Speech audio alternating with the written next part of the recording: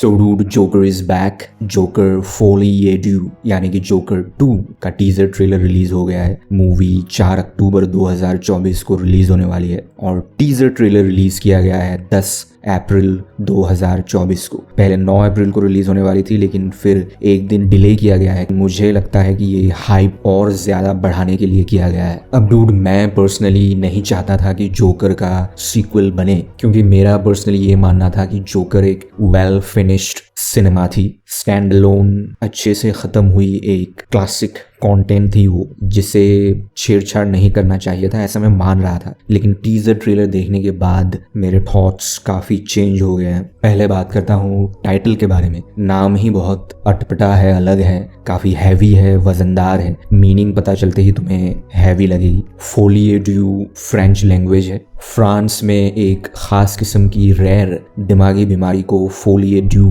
कहा गया था 19th सेंचुरी में, जिसका इंग्लिश में मीनिंग है शेयर्ड डिल्यूजनल डिसऑर्डर, जिसे शेयर्ड साइकोसिस भी कहा जाता है। इस कॉन्सेप्ट को पहले इजाद किया था साइकियाट्रिस्ट चार्ल्स लेसिग और जूल्स फालरेट ने। इन दोनों साइकियाट्रिस्ट ने मिलकर इस कॉन्सेप्ट को इजाद किया था, इसलिए इसका नाम लेसिग फालरेट सिंड्रोम भी है। इस बीमारी में इंसान को डिल्यूजन्स आते हैं, हेलुसिनेशंस होता है। जब एक इंसान से इन्फ्लुएंस्ड होकर एक और दूसरा इंसान डिल्यूजनल बिलीफ्स क्रिएट करने लगता है, हेलुसिनेट होने लगता है, तब इसे फोलिएड्यू कहा जाता है, जिसमें एक इंसान प्राइमरी होता है और दूसरा सेकेंडरी। प्राइमरी इंसान के साथ दूसरे इंसान का एक रिलेशनशिप क्रिएट होता है, बॉन्डिंग होती है, जिससे वो भी इन्फ्लुएंस्ड हो जाता है। सिंपली ये नाम इंडिकेट कर रहा है मूवी में जोकर और हार्ली क्विन के रिलेशनशिप को। वो कहते हैं ना, तुम्हारे प्यार में मैं पागल हो जाऊंगा, या फिर तुम्हारे प्यार में मैं पागल हो जाऊंगी। तो इस मूवी में ऐसा ही कुछ देखने को मिलेगा। टाइटल के बाद नेक्स्ट इंपॉर्टेंट बात यह है कि टीजर ट्रेलर कैसा है। तो टीजर ट्रेलर काफी हैवी है।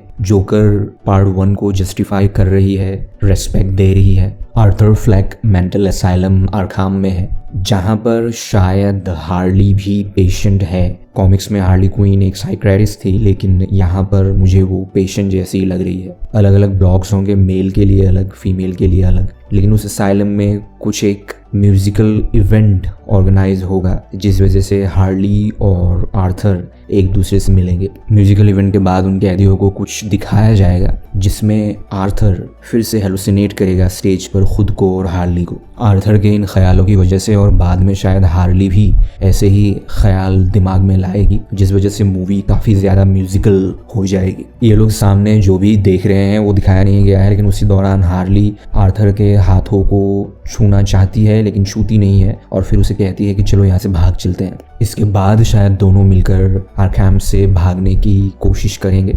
अब भाग पाते हैं या नहीं ये आइडिया लगाना अभी थोड़ा मुश्किल है, लेकिन मेंटल असाइलम के बाहर के भी काफ़ी सारे सीन्स हैं और हार्ली को भी उन्हीं सीढ़ियों को चढ़ते हुए तुम देख सकते हो जिन सीढ़ियों को फर्स्ट पार्ट में आर्थर चढ़ता था। सो ऐसा हो सकता है कि हार्ली कैद नहीं है, वो ट्रीटमेंट के लिए वहाँ आती है, या फिर इस म्यूजिकल इवेंट के लिए वो वहाँ आई थी। फिर कुछ शॉट्स में आर्खम के अंदर ब्लास्ट हो रहा है और दोनों हाथों में हाथ पकड़े हुए भाग रहे हैं। फिर आर्थर को खींच के घसीट के गार्ड्स ले जा रहे हैं। इससे ऐसा लग रहा है कि उसकी भागने की कोशिश नाकाम हो गई है। और आखिर का जो शॉट है ग्लास विंडो में जो लिपस्टिक लगा देती है हार्ली, वो बहुत ही ज़बरदस्त शॉट है। बाकी के शॉट्स में ये दिख रहा है कि हार्ली बहुत ही ज़्यादा जोकर से इन्फ्लुएंस्ड हो गई है। वो कह भी रही थी कि वो कोई भी नहीं है और उसने अपनी ज़िंदगी के साथ ऐसा कुछ खास नहीं किया है जो आर्थर ने किया है। और आर्थर को जब एक साइकियाट्रिस्ट पूछता है कि व्हाट चेंज्ड यू, तब वो कहता है कि आई एम नॉट अलोन, यानी कि अब वो अकेला फील नहीं कर रहा है। पहली मूवी में पूरी दुनिया में वो खुद को अकेला और अलग महसूस कर रहा था, लेकिन इस मूवी में उसे साथी मिल गया है। पब्लिक हार्ली और जोकर दोनों को बहुत ज़्यादा पसंद कर रही है। फैन फॉलोइंग बढ़ती जा रही है जोकर की। पहले पार्ट में आर्थर फ्लेक के अंदर जो जोकर छुपा हुआ था वो ट्रिगर्ड हुआ था और मूवी एंड होते होते उसकी झलक हमें मिली थी। इस मूवी में मुझे लग रहा है कि आर्थर फ्लेक पूरी तरह से जोकर बनने की जर्नी हमें देखने को मिलेगी।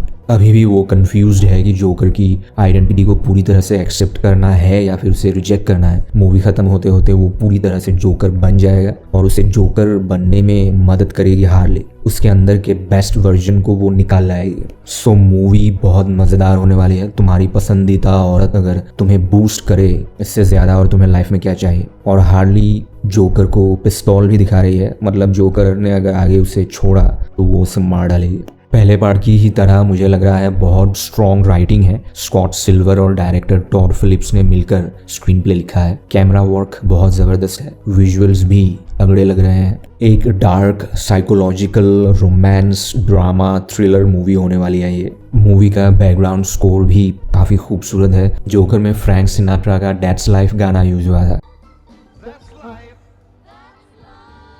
और इस बार what the world needs now ये गाना यूज हुआ है।